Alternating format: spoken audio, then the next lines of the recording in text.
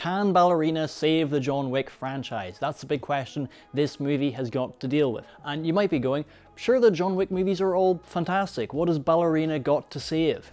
But John Wick Chapter 4 ended John Wick's story pretty conclusively. They made it quite hard to do a John Wick Chapter 5. So for the franchise as a whole to keep going, it needs to have successful spin-offs. And Lionsgate, the company that make these movies, desperately want successful spin-offs. That's partly because Lionsgate had a pretty tough time at the box office in the last year. In 2024, they released back-to-back flops. But the John Wick franchise is a series that's been making more and more money for them. Each movie made more than the last, with the fourth being the most successful of all of them. And so, after a string of flops, Ballerina is the one success they really need to make sure that they can keep mining this franchise into the future. Now, this was announced all the way back in 2019, and on paper, it sounds pretty fantastic. You've got Ana de Armas starring as a ballerina assassin within the world of John Wick. Now, obviously, Ana de Armas is a fantastic actress. She blew everyone away in No Time to Die with her action sequences, so framing an entire movie around her seems pretty perfect. They began filming for this movie all the way back in 2022, but then soon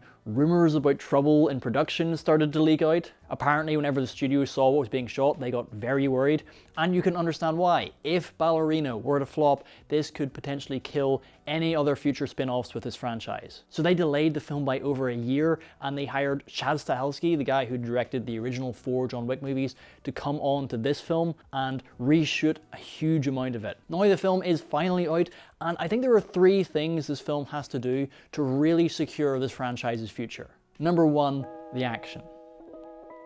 It goes without saying that the big thing that makes the John Wick movie special is the action. They're a different kind of action movie. They're heavily inspired by Hong Kong cinema, where as much as possible is done in camera. This movie really has to keep up with that tradition, and thankfully, it really does. Ana de Armas is absolutely fantastic in this role. She really threw herself into it. There are times when it feels a little bit choreographed. She doesn't have quite the same martial arts experience as Keanu Reeves does, but it's still so much better than most action movies out there. And what they really understand is they know it's not just enough to have waves and waves of bad guys. They know that each action sequence has to have its own framing. Whether that's having a unique weapon, a unique location, some weird funny thing that goes wrong in the fight.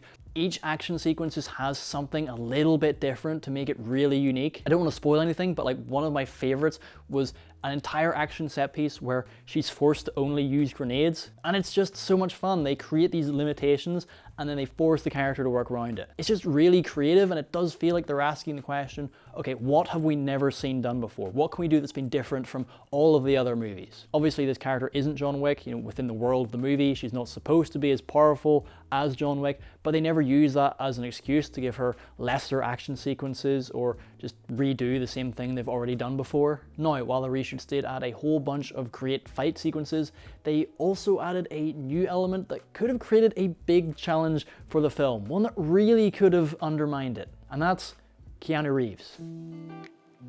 So obviously part of what this movie is trying to do is prove that this franchise can exist beyond John Wick. So when the movie brings back Keanu Reeves, it's a little concerning that they feel the need to bring him in. He wasn't in the original cut of the film, he was only brought in after the reshoots, and apparently Chad Stahelski was really concerned about bringing him in. This is supposed to be a spin-off, and so surely you want it to exist on its own feet as a spin-off. 2, there's a big risk it could overshadow our main character. Obviously, we've had 4 films with John. That's a lot of time to get attached to him as a character. And you could see a situation where Eve McCarroll in this becomes less interesting and feels less important in her own movie. But thirdly, forcing John in here could really undermine him as a character. Obviously, the whole conceit of the John Wick movies was this is a guy who had left this life behind and is forced back into it. Having him come in and do the John Wick thing, especially because this is set between 3 and 4, could really undermine that. And so for all of those reasons, I would have said, on paper, bringing Keanu back into this movie would be a bad idea.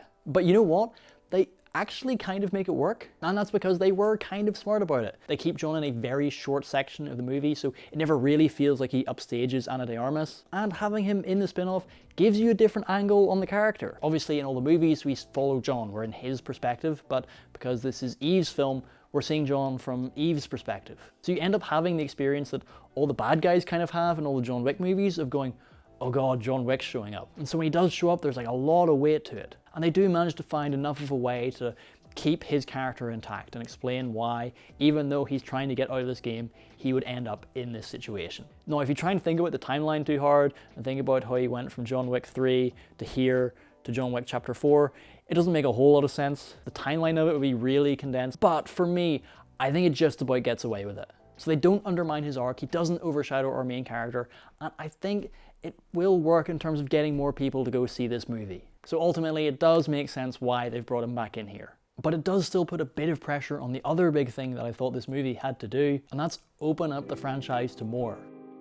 So obviously, one of the things people really love about the John Wick franchise is the whole world of it. You know, it's not just about the one action hero, it's that there's a whole bunch of people out there like John Wick. The fact that there's rules and customs and like all these other people like John can all intersect at the Continental. Now, the fact that this movie exists and it works in some ways does prove that it is open to going in other areas. But I say that with an asterisk, because it's a problem I have with this movie, and it's a problem I've had with the later John Wick movies, is I think the more that they try and show the Continental and the whole world around it, the less interesting it becomes. To a certain extent, the more you think about it, the more silly it feels, the more it all starts to cave in on itself.